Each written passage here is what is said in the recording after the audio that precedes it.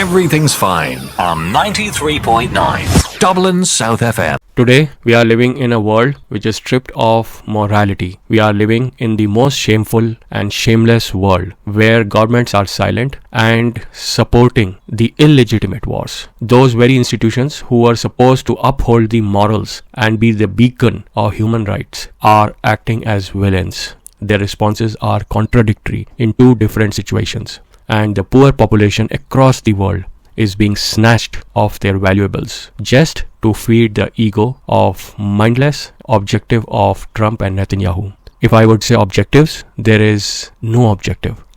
The sky over Iran, Tehran, is no longer blue. It is bruised with smoke, with bombs, with fire, and it is only a statistics of death and destruction. Ever since the first missile of Operation Epic Fury, which proudly Donald Trump declared on February 28th, over 1,200 air sorties have been recorded, and oil prices have surged past $130 a barrel. Global shipping is choked, and the insurance cost of passing through the Gulf has risen to an infinite value. The insurance company do not want to underwrite the passage of those ships. This is not war. This is a system failure of humanity. The global order has not cracked. It has liquefied. It has, I would say, vaporized. And what has it replaced? Absolute uncertainty, which is raw and unfiltered. Donald Trump has reduced a doctrine that shifts by the day. The objectives of this war on Iran is rewritten every sunrise. The strategy has been reduced to transaction. 1,000 times he has spoken about the war being won by him, and the same 1,000 times he has spoken about putting more troops on the ground, asking support from his NATO allies. Started with the 4-day war, then it went into 4 to 6 week war. Now he needs more time. This is foolishness. The world is no longer observing policy of any institution. It is only navigating impulse. We are burning the candles at both ends, economically, politically, morally, most importantly. We can resolve the economic problems. We can settle the issues politically. But the degradation of morality of our times is of immense proportion. Look at Europe. United Kingdom is playing a quieter game. RAF Fairford is operational. The American bombers are refueling, rearming, and getting redeployed over war in Iran. And yet they claim to be neutral. On the other side, Donald Trump is passing a very abusive remark on the sacrifices of British soldiers during the previous Gulf War. And yet, the King of Britain is going to visit Donald Trump, and Donald Trump is going to have a state visit to Britain. But there is an example sitting there. Spain has stood up to time. It has refused to use the bases like Rota and Moron, and has asserted its sovereign restraint under Pedro Sanchez.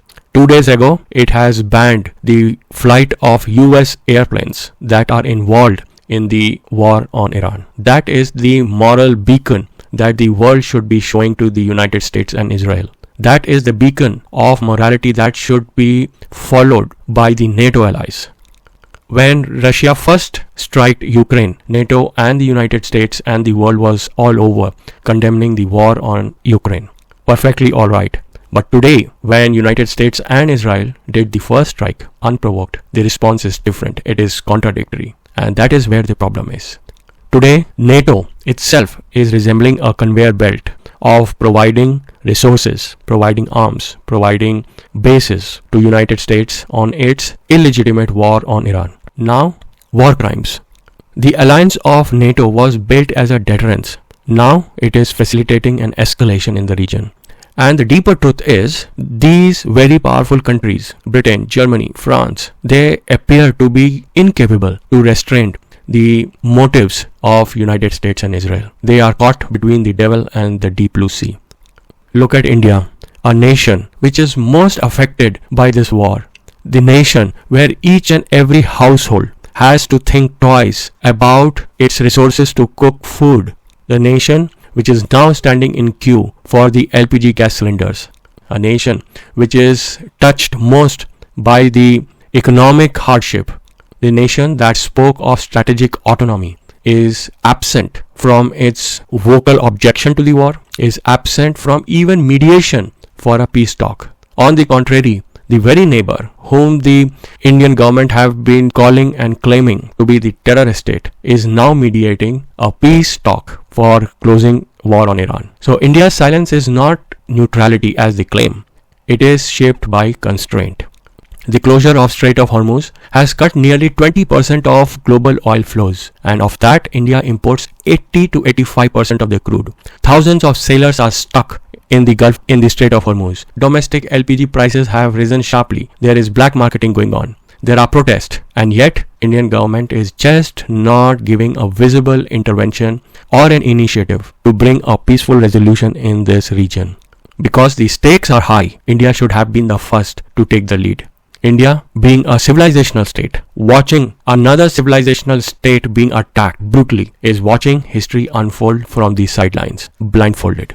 Meanwhile, in the Middle East on the ground, Israel is expanding its operation across Gaza. Every day new body bags are coming in. It is expanding its operation in Lebanon. The innocents are fleeing into the neighboring countries. And Israel is expanding its operation elsewhere. Of course, in Iran.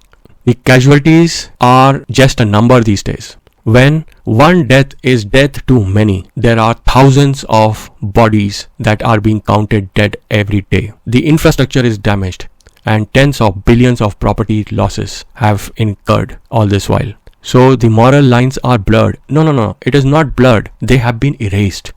And the United Nations, it remains paralyzed as if it did never exist. There is no call for ceasefire. There is no enforcement mechanism.